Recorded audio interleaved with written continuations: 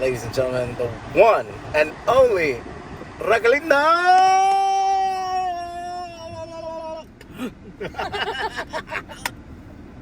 I love that one. The Grinch. What are we going to see, Gustavo? We're going to go see Detective Comics' new entry into the universe in cinema. Blue Beetle. I'm so excited that you're here, Raquel. Yeah, me too. Oh my god, it's such a great time. How many movies do you think you and I have been to? Oh gosh. I lost count. I say 2001 Space Odyssey is one of classics. I'm gonna blow the dome off this bitch. Exactly. Were we together when the power went out in the cinema? On my birthday? Yes. Was it Friday the 13th? Your birthday's not Friday the 13th. No, I know. I wanted to be so bad. Your birthday cumpleaños. I'm gonna just tell people my birthday is Friday the 13th. Why not? Who cares about birthdays? Exactly. I don't have one. I'm really excited about my death day. I really just, my grandmother died on her birthday. That's right. Mm-hmm. I've never actually seen anybody to do a full cycle. Yep. That morning we were celebrating her. We had flowers and everything. My cousin and I went to lunch. We came back, and around 11-ish p.m. that night, she was gone. Yes, thank you. She's in a better place now. But speaking of abuelas, in Blue Beetle, a spoiler alert, I've actually already seen it. I just wanted to see it again with this guy. Because it's so good. Spoiler alert. Ladies and gentlemen, this is your captain speaking. Prepare for takeoff. You're now listening to Stepner Show. What is going on, Goose? Oh my god, so much is happening right now. So many things in the world. I know. We got so many world news events, but I am very happy to be here with you. I am so happy to be here with you. It's so long that we've seen each other. I know, right? It's been like a week, 2 weeks. I've been on a West Coast adventure. Tell us about this West Coast adventure. Geez, you guys have had a tropical storm, which I dodged because I was visiting my family up north. And an earthquake. I can't believe that. Welcome to California. I mean, since when was the last time California even had a tropical storm or a quote-unquote hurricane? I don't know. I think it might have been the first time. I'm not really sure. I mean, weird. Anywho, one thing that I don't think is weird is this new DCEU movie that just came out. It is fantastic. Gustavo, give me the title of the movie, please. The title is Blue Beetle. Woo! Chale! Based on the comic book Blue Beetle, which is the first 21st century hero that's adapted into a cinematic endeavor. And the first Mexican-American movie that has been made especially for a superhero. That is amazing. Phenomenal. It's amazing. Yeah. I mean, it's unheard of, but also Gustavo and I had the pleasure of watching it. I've seen it twice, but I had to see it with Gustavo because I needed him to see it. Because we family. Yes. Thank you. My sister took me to the movies. Thank you for taking me to the movies, Raquel. You're welcome. But one thing that I loved about it was, one thing that stood out to me from the gate, like everything, was the music. Oh, the soundtrack was bomb. Yes, .com. Yeah, exactly. You're sitting in the movie and you're thinking like, oh, I'm gonna just watch this movie, but you end up like dancing in your seat, and it's a good time. It's fun. I'm gonna try and do as many non-spoilers, but it's gonna be so hard. The music really stood out for me. A lot of it was music that reminded me of my childhood. Growing up, going to weddings and outback barbecues and quinceañeras, funerals even. I mean, because you know how we just make anything a party. And it's not like oh, you guys make funerals a party. It's like, no, we're celebrating. Exactly. And that's one thing Mexicans know how to do is celebrate. Even death. Yes. Because we celebrate the life. Which, by the way, I would bring a box of tissues if you decide to go watch this movie. Ladies and gentlemen, Raquael Torres and I here talking Blue Beetle. Hey! Spoilers or no spoilers? I mean, I don't know. I don't know. I mean, watch and listen at your own risk. Yes. Can't promise that we'll spoil or not spoil the movie because this is a very special occasion to have you here. Yeah. I'm very excited. So I'm not really talking about it. Music, incredible. Woo. It really kicks off with Atrévete. Yeah. I think that was a great call by the director who is Puerto Rican. And this movie was just incredible. A lot of people are calling it a Latino superhero movie, but when I walked in and saw the movie, like it takes this whole macro conversation and brings it down to the precision. Like this guy is a Mexican superhero. What I loved about it though is that they still added elements of all the Latin-based cultures. We had a Brazilian lead. They filmed in Puerto Rico. Puerto Rican director. Puerto Rican Puerto Rican music. And, though it's a heavily Mexican-American culturally based, which I truly enjoyed because, you watch a lot of like Latin films, right? Mm-hmm. And I still don't connect to them. Right. I can't, it doesn't, I grew up in Washington State. I'm a Washington State Mexican, with elements of Los Angeles and Mexico, but I'm a West Coast Mexican all the way. I'm not inland. I'm not from the inlands. So it was different for me because I actually connected to it. And so many of the little, innuendos in there too. The sense of humor was very precise. Yes. Piggybacking off the music, I felt that generationally the music was such a cross-sectional experience because it brought music from our childhood, but even probably from the childhoods of our parents. Oh, 100%. And our grandparents. And even contemporary stuff, right? It's one thing, I initially saw this movie with my dad, my two brothers, and my sister-in-law, which was very special for me. I mean, when they invited me to go watch a superhero movie, I was like, yeah, okay, whatever. I'll go watch another superhero movie with you. My brother has a whole collection of comic books, all this stuff. So I was like, yeah, sure, whatever. I didn't really think I was going to love it as much as I did. And with that being said, my dad was talking to me about some of the songs in there that reminded him of his childhood. Like the song at the very end when they're coming back to the, spoiler alert, when they're coming back to the home when they came from the funeral.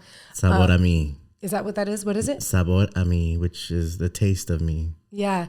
My dad said with tears welling up in his eyes, because now both his parents have passed away, that he grew up watching his parents dance in the living room to that song. Oh my God, and it just brought so many memories back for him. Tanto tiempo disfrutando de este amor. I love that song. It's beautiful. Amazing. And I was kind of taken aback that my dad got extremely emotional from the film. I think he was surprised by it too. Oh my God. Why? And tell me about that experience. What was it like watching that movie with your dad? Spoiler alert. My grandfather 20 years ago passed away from a sudden heart attack. And my grandmother watched him pass away while she tried to resuscitate him with, CPR.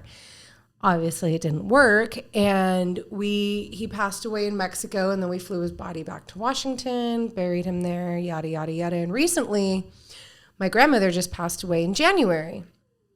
So for my dad, I think it was particularly nostalgic and emotional because for him, it was almost like a reenactment of what happened with my grandfather. Right there in front of, and seeing the whole family coming together over the patriarch of the family, the neighborhood, it was just it was unlike anything other. And then in the dream sequence, right before I had my own supernatural experience where it reminded me of a dream that I had of my grandfather when I was a kid. Mm-hmm. And it was just really like, whoa, because I don't know, I guess I've just never connected to a film so much. And what made this superhero movie different than all the other superheroes that you've seen? I cared about it.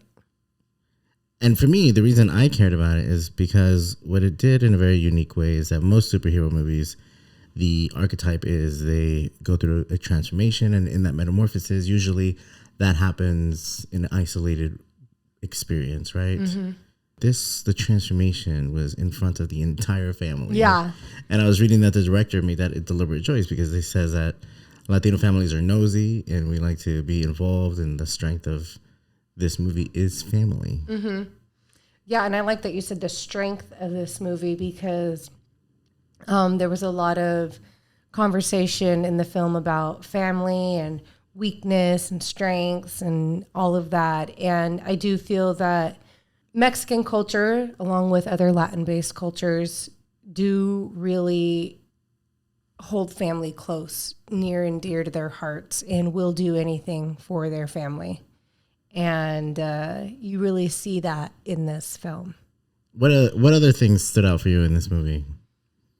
Like, if you were to see it for a third time and convince someone to go with you, what would you say to this person? Like, why should they see Blue Beetle?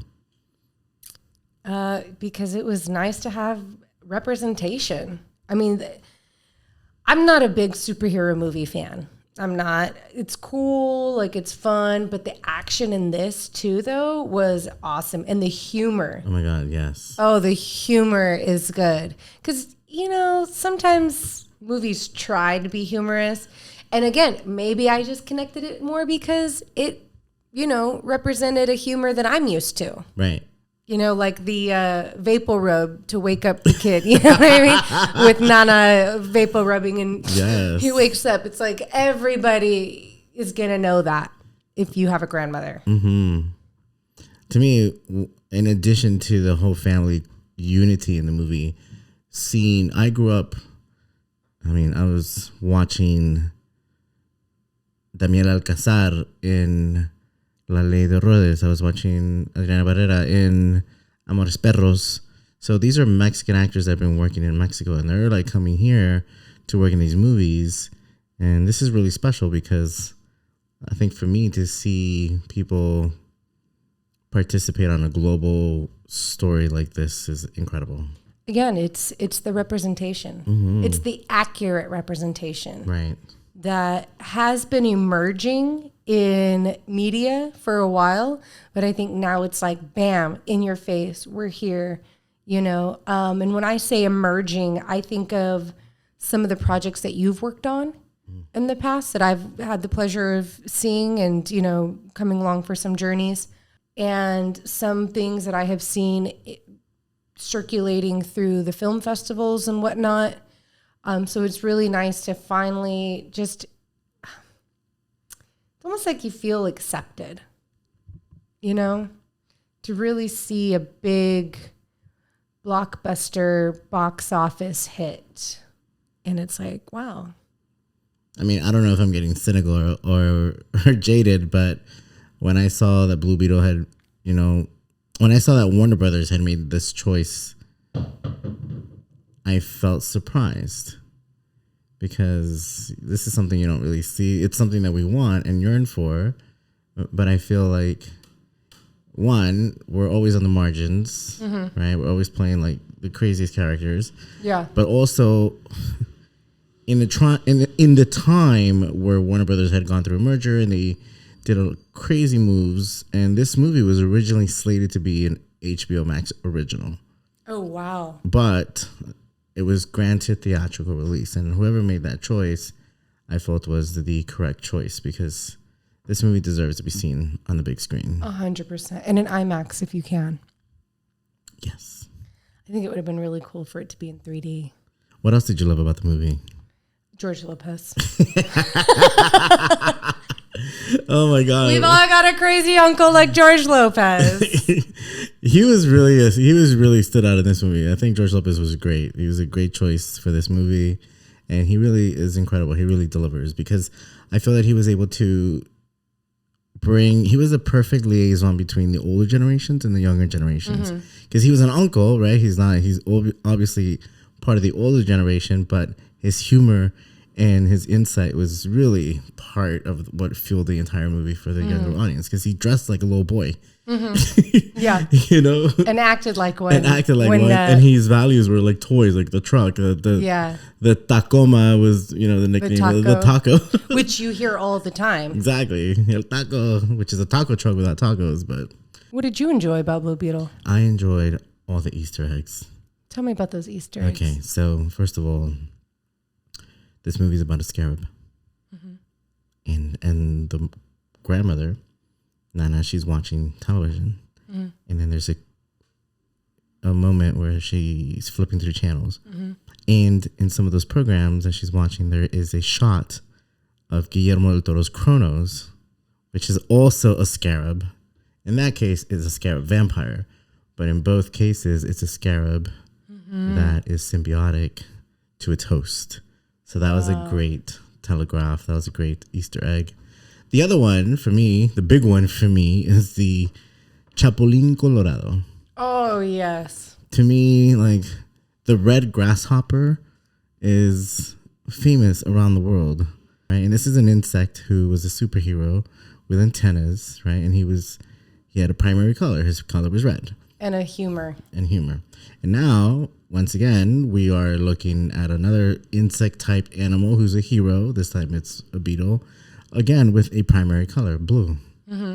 So to me, that felt like the Mexican superhero that I've always been waiting to see. As somebody who's created Mexican superheroes, right? I felt that this one was really such a breath of fresh air. Well, what I liked about it too, when you talk about El Chapulín Colorado, my grandfather owned all of the tapes. Right. Like, he would watch them all the time. And I remember being a kid and, I don't know Spanish. Right. But that doesn't mean that I didn't grow up around Spanish-speaking programs and family and everything. I mean, I can understand it if I'm really sitting around a group of people or if I'm in Mexico and my dad says, I'm not translating for you. And I'm like, okay, if I die, it's your fault.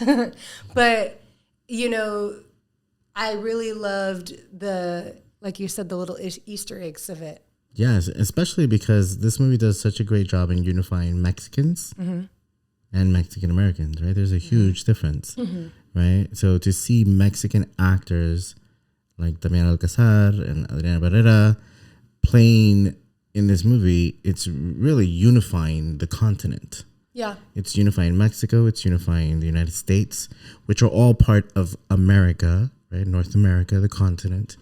So we're all the same people. So to see this movie is incredible because it unifies. Yeah. And to me, that's such a beautiful experience. Yeah. But again, something else that I really loved was the action in it. Oh, yes. I mean, I have to admit, when I saw it for the first time, I had taken a hit off of my vape pen. And during his transformation, I was like, like I could actually feel what was going on with him. And what was also really funny about it was they were like, he's possessed, because he really took on like this other skin, and the way he started speaking and his eyes changed. Exactly. And then it like formed to his body. And it was just like, any Mexican would think, oh my God, they're possessed. Especially get The Exorcist. Especially since our culture is like 80% Catholic. And so this is a great, pun in that direction. And the way that they even had like the house set up too. It really looked like grandma's house that you would go to. You know what I mean? Yes. Oh my goodness. I was so sad through some of those moments in the movie. Like, I was crying. I know. I didn't listen to people telling me that I needed to take Kleenex. I told you. One thing that I really was appreciative to was the social commentary on gentrification. Oh, yeah, you could totally see it. Like, they did not hold any punches. No. Both, like, verbally and subliminally. Mm-hmm. Subliminally? Exactly. What was your take on that? It's real. And it's happening everywhere. I watched it happen here in Los Angeles during my time of living here. And it's still happening. Right. But one thing that really stuck out to me in the film is when it was filmed in Los Angeles, a majority of it, as well as Puerto Rico and Atlanta or Georgia, wherever. And you can tell that some of those areas are real areas. And then you have like the scene where all the white girls are doing yoga in that little area, and then you have like a Starbucks coming soon. Yeah, and it was like, okay, like who's behind all this? Right. And the sister does a great job in saying, and the writers, where they say, hey, the rich live here, the poor live here, until the rich want to live here, and then they kick us out. Yeah. Like, that really struck a nerve. It did. So. Did you have any experience with gentrification growing up or as an adult? I've lived in neighborhoods that have changed, and especially New York, I feel is the one that was the most in your face, right? Living in the East Village 20 years ago was probably the most impactful gentrification I ever saw, right? Luckily, the spirit of the East Village has thrived, and it's like the vibe of the neighborhood is the same, but you could feel corporate America's presence in there now, right? Or corporate or world corporations, right? Because it goes beyond corporate America. And even cities like Seattle. Right. I, was 18, and when I was looking for an apartment out there, you could easily find something on Capitol Hill or in Queen Anne District that were decently priced. Now everything's like astronomical because you've got Google, Microsoft, you've got all these big name companies that are just coming in like wanting to like eat the little people up. Yeah. And, I've had family members and friends who lived in Seattle for years that are moving back to my small town or other cities because it's just become unlivable, unaffordable. Yeah, absolutely. And that's one of the things that in the movie that I really appreciated that they shed light on, because, you feel it throughout the city and the communities. But also like the social commentary on the military industrial complex was present in that movie, like very in your face. And to see the throwbacks to Escuela de las Americas, where they were training local people to militarize, and then the exploitation of children and indigenous children. It's like the movie says a lot. It was actually really sad during that scene when at the end we get to see why the OMAC guy was in the position that he was in. And one thing that you mentioned and pointed out to me was the original indigenous language that was spoken in Guatemala. Yes, when he gets abducted, right? So when he's going back home, he reconnects with his original indigenous language and not Spanish. Because Spanish is a European Anglo language that is part of the colonization of Americas. So to see that in the movie was just really a throwback to my roots, my indigenous roots. Yeah, and even Roma. Yeah, it's like we could have been speaking these languages. And they're almost a lost language. Oh my goodness, yes. And what I really like too is, I have a friend who's Guatemalan, and I didn't know she was Guatemalan. What? And I used to say, we're Mexican. Like, I thought she was Mexican. She knew Spanish. Her family was much like mine. And she would be like, for the last time, I'm not Mexican. I'm Guatemalan. And I was like, what? Like even I was generalizing a Latin-based culture. Right. And I was falling under that Latinx kind of Yeah, we're putting all in a box. Yeah, and it's like they're not the same. I don't connect with Brazilian culture or, Cuban culture. Right. I mean, I appreciate it. Yeah, of course. I love it. But it's beautiful. It's colorful. It's the music is great. The food is great. And that's another thing that I really love about all these different cultures is the differences in food. Where it still originates in, homeland recipes, but everything is different. It's not the same. You've got paella in one place, you've got plátanos in another place, like the different ways of making tamales, and it's just like, you can't generalize cultures like that. No, absolutely not. That's why I feel like was like ultra surprised when they were like, "Oh, you're a Mexican superhero!" Like the whole family was Mexican. It's like from Mexico, like, culture. Right. And to me, that was. I almost looked around the theater to see if I was like the only one. Like, if this was real. Yeah. Right. If you were talking about representation, and I've always known that if we're not represented, it's a way of erasing us. We don't exist. Yeah. Right. We have no influence. We have no voice. We have no voting power. But the truth is, we have a lot of power as a people, as a humans, and to ignore, I feel it's unjust. So I love this movie. Gustavo, I want you to touch on the fact that your late grandmother was a Mexican actress. Tell me more about that. Well, my grandmother was in her prime as an actor in the 50s and 60s when television was sort of brand new around the world. Radio had been around for a long time. And my grandmother had this beautiful voice. So she was a singer and an actress. Wow. So one of the standouts that she would do with these fotonovelas where they were like, the producers couldn't afford to shoot an entire movie on motion picture film, but they were able to go and buy rolls of film, shoot 24 photos, and each photo was a different shot, creating an entire story using fotonovelas, right? In essence, a comic book. So my like grandma, a graphic novel. Yeah, it was a graphic novel. Exactly. Cool. So my grandmother was really famous in the whole graphic novel world.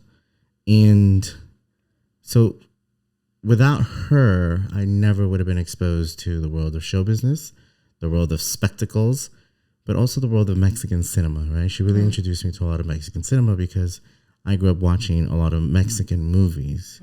So as I was growing up, like not seeing Mexicans on screen wasn't really a real thing for me because I was seeing them my entire life until I started watching American movies. Then you realize like, oh, we're not really in these movies, right? And so my grandmother never really was able to like be part of American cinema or U.S. cinema. But she definitely infused a big influence on me to become a filmmaker. And do you feel that your desire to be a filmmaker came from the fact that in America you weren't really seeing that representation? I would say it was actually my grandfather was also a huge cinephile. But not in working movies, but in watching them. My grandfather was the audience. He loved movies so much that he would always take me to the movies. And I would see the craziest movies with him. And it was our way of bonding that when I got sent to military school and I was by myself without my family, the connection that I would have was going to movies and watching movies and reading graphic novels and doing the things that we did as a family, even though I was displaced from them.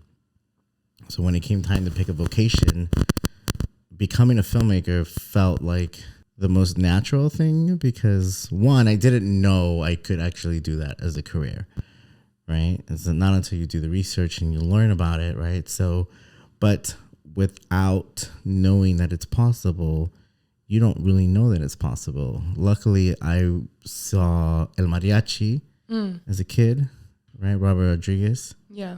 Right? And Alfonso Arauz, like Water for Chocolate. And there were some movies, right? Like Cheech Marin's Born in East LA. So there was like one movie a year. La Bamba, you know. So there was representation. Selena. Like one, Selena. But it was one of those things that if it didn't do well in the box office, Hollywood was like, nah, we're not going to try again. Because like the audience ain't coming out. But we're coming out for Pretty Woman.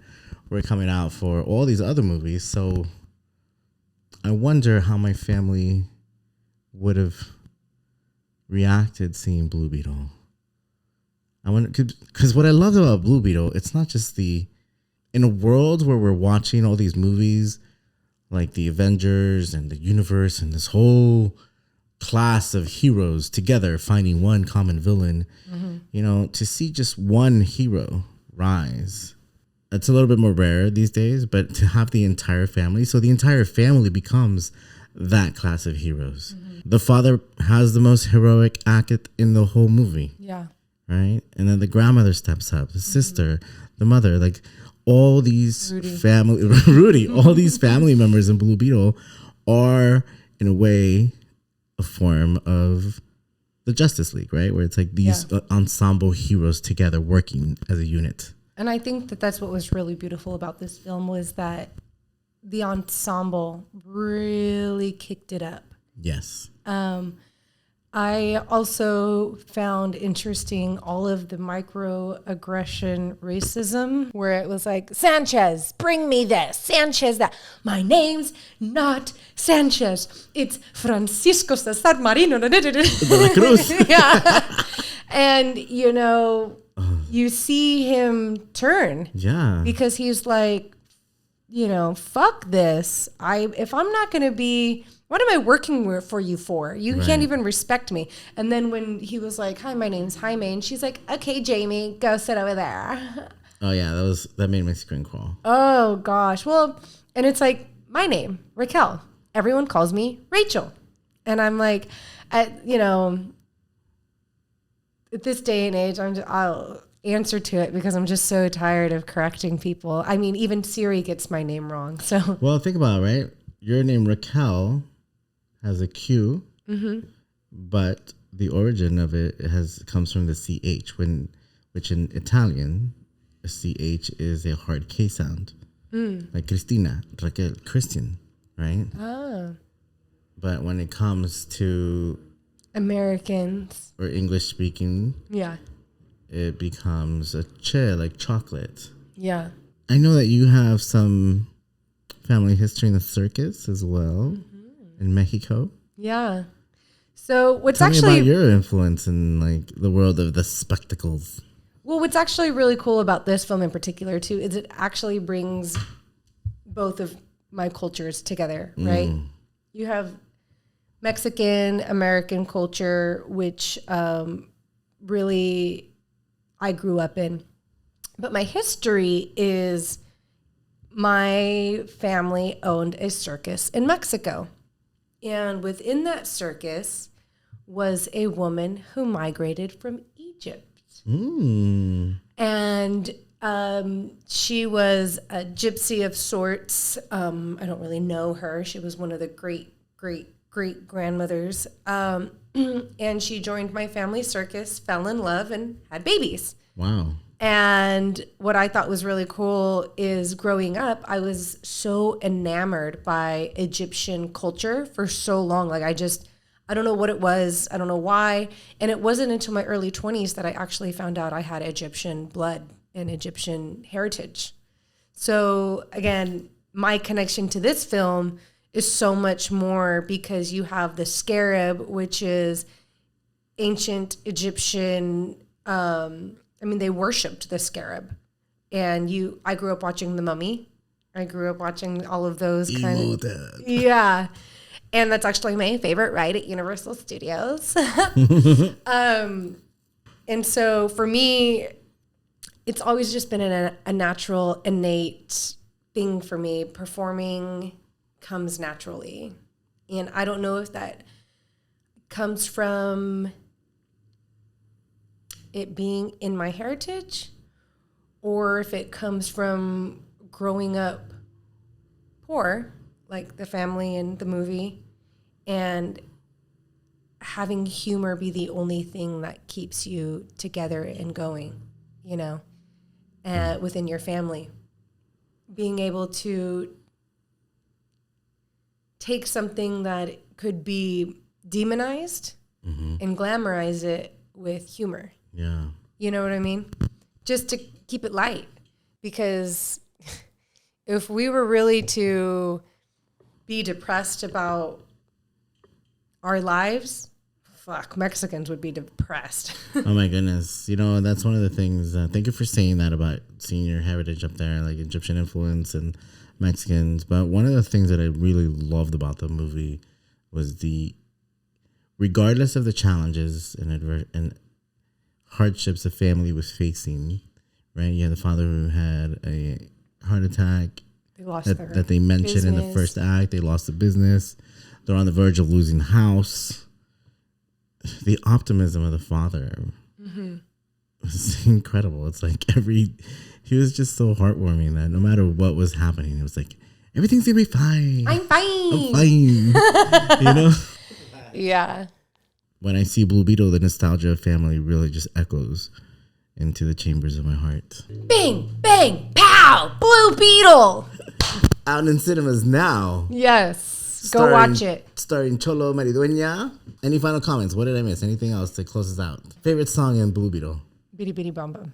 Oh, nice. Just because I've always been a big fan since I was I think she passed away when I was 5. And I remember watching the movie as a 7, 8-year-old in New Mexico with my family and just crying. And that was, I think, the first movie I had watched where I was so touched and, you know, sad at the same time of feeling like excitement because I was listening to her music. Right.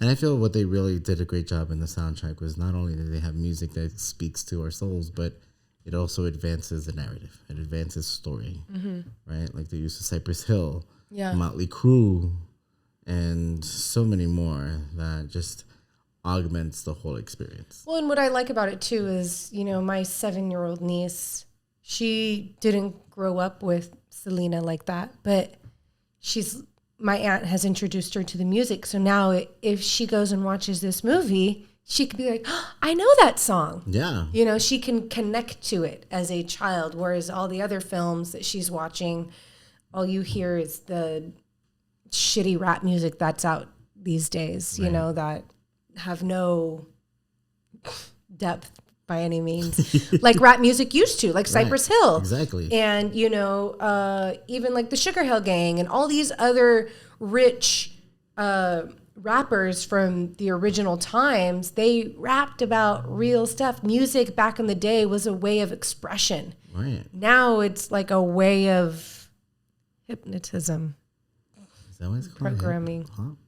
Hip hop but Anonymous. Yeah, 50 years of hip hop. Congratulations. Yeah. But oh my goodness, man, I'm definitely Team Blue Beetle. I hope that absolutely. You know, I won't spoil it, but stick around for the entire end credits because there's bonus scenes.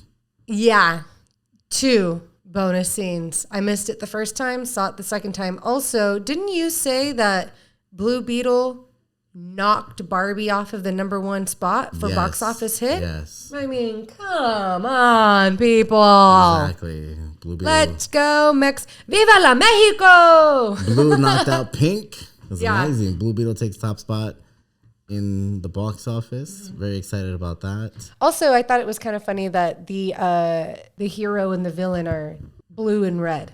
Yes. There's a lot of semantics to that, right? Whereas red signified passion, heat, yeah, anger, and the blue signified cool, love. Yeah. And the highest burning point of fire before you get to infrared is blue. It's the hottest part of the flame. Oh my God, so excited for this movie. I'm definitely going to watch it again. If you have a grandmother or any family members around you, please take them with you. Little kids love it. Yes. It's very family friendly. I love the ship, the Blue Beetle Yes. ship. That was Oh amazing. my God. And talk about humor. Wait till you see the bug fart. Yes. Oh my God. I mean, my goodness. And I like how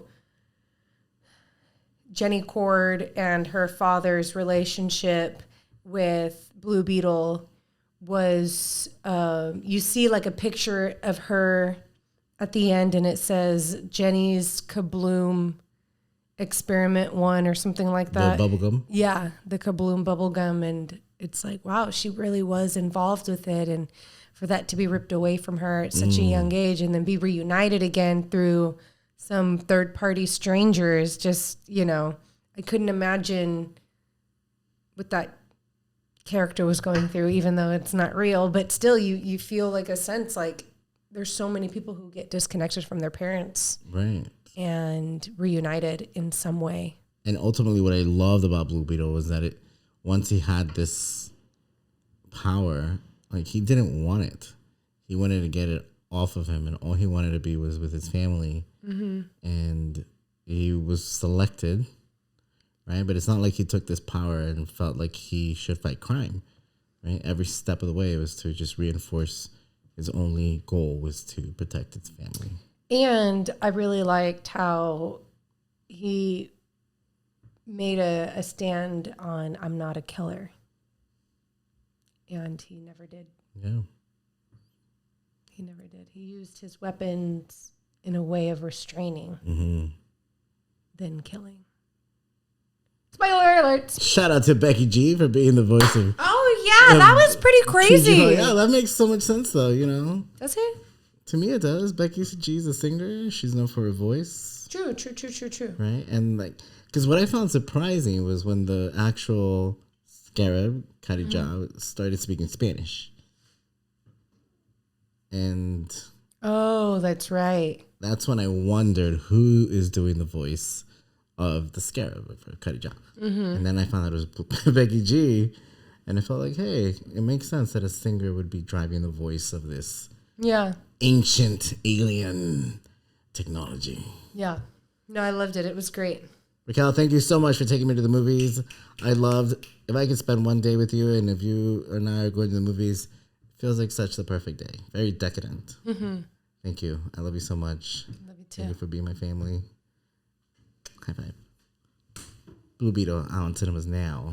Blue Beetle! We are here at the glorious Galleria in Glendale, where we just finished watching Blue Beetle. Amazing. Just really captured my soul. Blue Beetle got me in my feels.